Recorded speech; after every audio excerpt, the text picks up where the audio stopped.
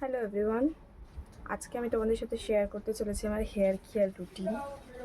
আমি hair care বলতে কিচ্ছু করি না, কিন্তু এই কদিন ধরে আমার চুল একদম পাতলা হয়ে গেছে। দেখতেই পাচ্ছ তোমরা, মানে আমার চুলের লেন্থ যেটা ছিল, যারা আমাকে আগের থেকে দেখে তারা জানে আমার প্রচণ্ড পরিমাণে হেয়ার ফল হচ্ছে এবং আমার ড্যান্ড্রফে পুরো স্ক্যাল্প ভর্তি হয়ে গেছে। তার মধ্যে দিয়ে এখন গরম পড়ে গেছে। তো আজকে আমি একটা হেয়ার মাস্ক অ্যাপ্লাই করতে চলেছি, যেটা হোমমেড যাই বলো। তো চলো বানিয়ে নিয়ে অ্যাপ্লাই করি, তারপরে তোমাদের সাথে রেজাল্ট।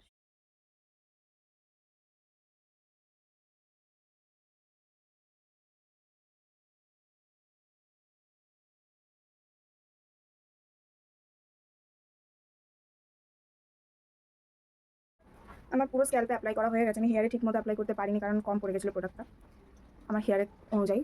তো আমার কাছে আর নেই আপাতত এখন, তো আমি এই জন্য কিছু করার নেই, যা হয়েছে হয়েছে। তো এবার 30 মিনিটসের এইভাবেই থাকবে, তারপর আমি হেয়ার ওয়াশ করে এসে তোমাদের রেজাল্ট দেখাবো। তোমরা যদি এরকম আরও আমার skin care hair care routine দেখতে চাও তাহলে কমেন্ট করো।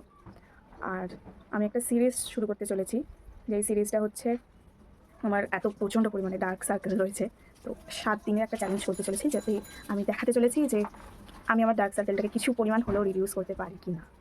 Stay tuned for that. And আমি হেয়ার ওয়াশ করে তোমাদের সাথে রেজাল্ট